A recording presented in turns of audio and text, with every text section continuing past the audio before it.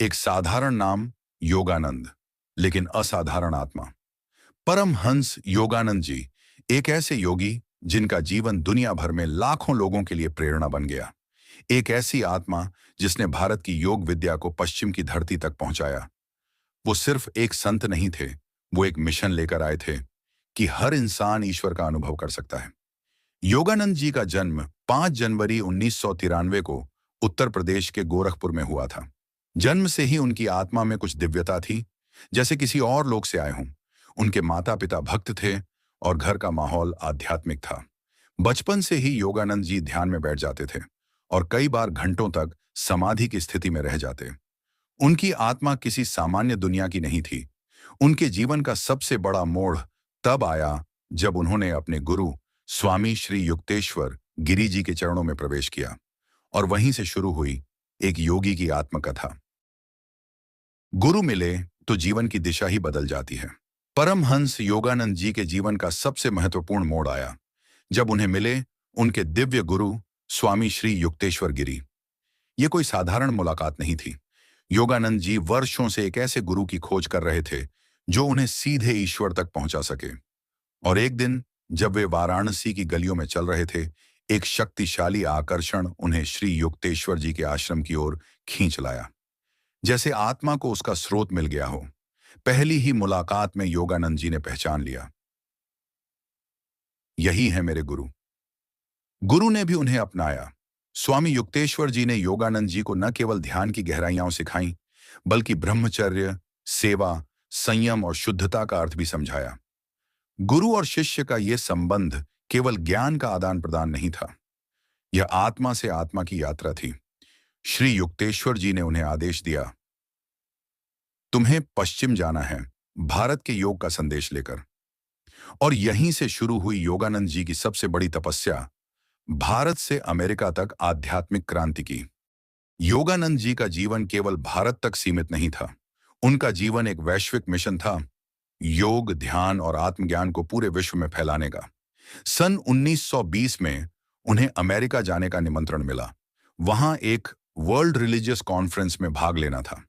पर यह केवल एक यात्रा नहीं थी, यह तो उनके जीवन का एक महत्वपूर्ण मोड़ था। पूर्व की आत्मिक परंपरा को पश्चिम के विज्ञान प्रिय समाज से जोड़ने की एक दिव्य योजना। अमेरिका पहुंचते ही उन्होंने अपना पहला भाषण दिया। उसमें उन्होंने कहा, भारत के पास दुनिया को देने के लिए कुछ है, आत्मा का विज्ञान। योगानंद जी ने अमेरिका में अनेक स्थानों पर प्रवचन दिए, ध्यान सत्रों का आयोजन किया और लोगों को सिखाया कैसे वे अपने भीतर की शांति और परमात्मा से जुड़ सकते हैं। सन 1920 में ही उन्होंने सेल्फ रियलाइजेशन फेलोशिप की स्थापना की, जो आज भी विश्व भर में उनके ज्ञान को फैलाने का कार्य कर रही है। उनका संदेश स्पष्ट था, धर्म कोई मान्यता नहीं, एक अनुभव है।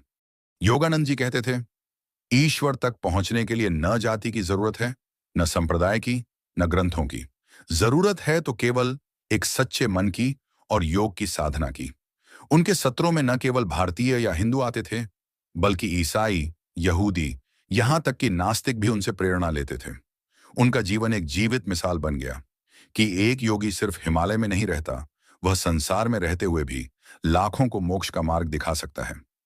सन 1946 यही वह वर्ष था जब एक पुस्तक ने आध्यात्मिक जगत को झकझोर कर रख दिया। इस पुस्तक का नाम था ऑटोबायोग्राफी ऑफ अ योगी, यानी एक योगी की आत्मकथा। यह सिर्फ एक किताब नहीं थी, यह एक जीवित अनुभव था।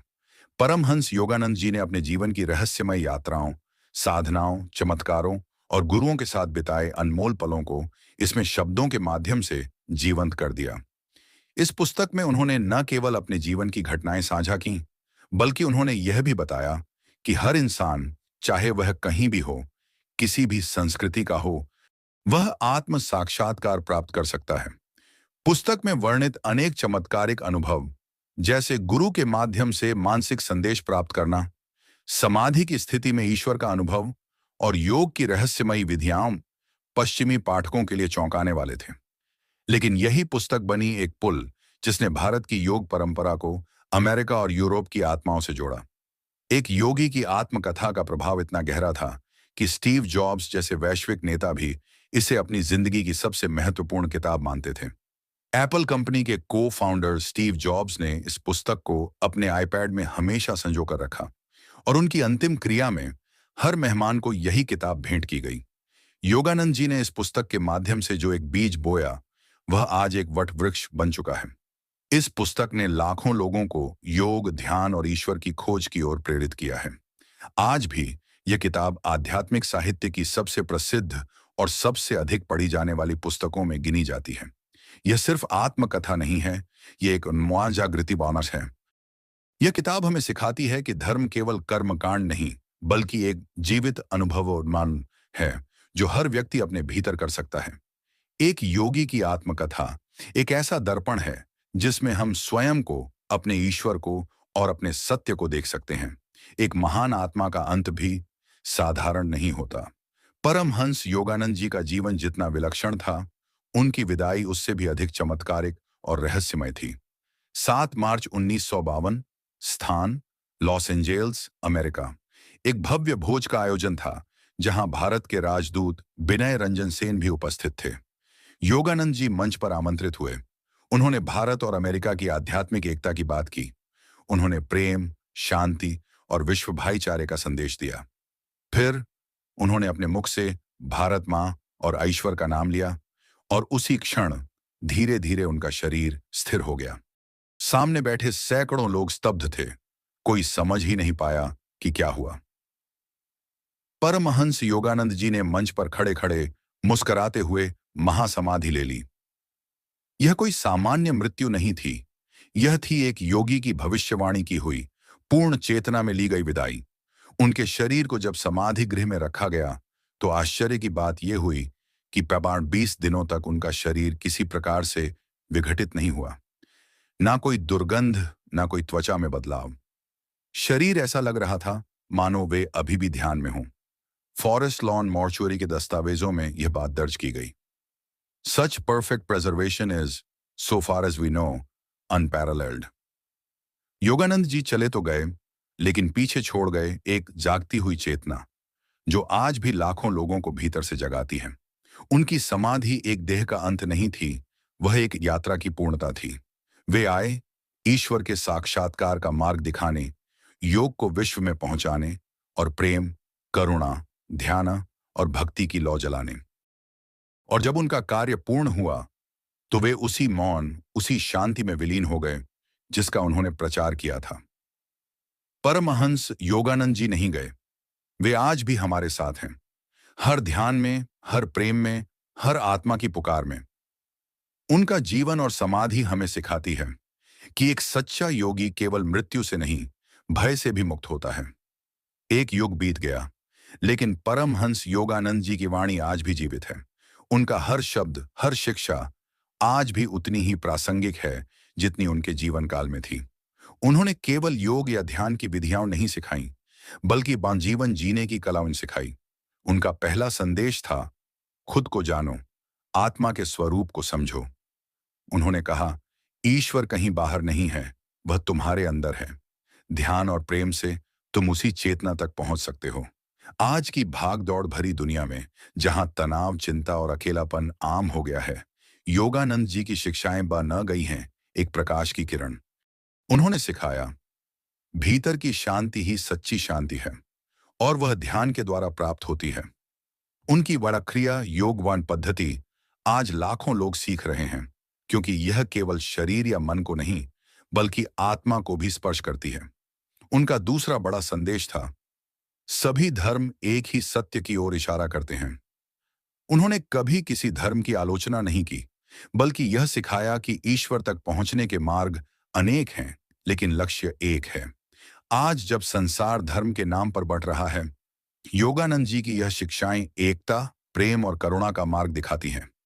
तीसरा और अंतिम संदेश था, सच्चा सुख बाहर नहीं, भीतर है। उन्होंने कहा कि बाहरी सफलता तब अधूरी है जब आंतरिक शांति नहीं होती। आज का इंसान सब कुछ पा लेने के बाद भी खाली है। योगानंद जी का जीवन और उनकी शिक्षाएं उस खालीपन को भरती हैं, ध्यान, आत्मचिंतन और परम प्रेम के द्वारा। आज का प्रश्न, क्या हम उनके बताए मार्ग पर चल रहे हैं? क्या हम केवल नाम से धार्मिक हैं या भीतर से भी ईश्वर की खोज कर रहे हैं? अगर उत्तर नहीं है, तो आइए आज से ही शुरुआत करें।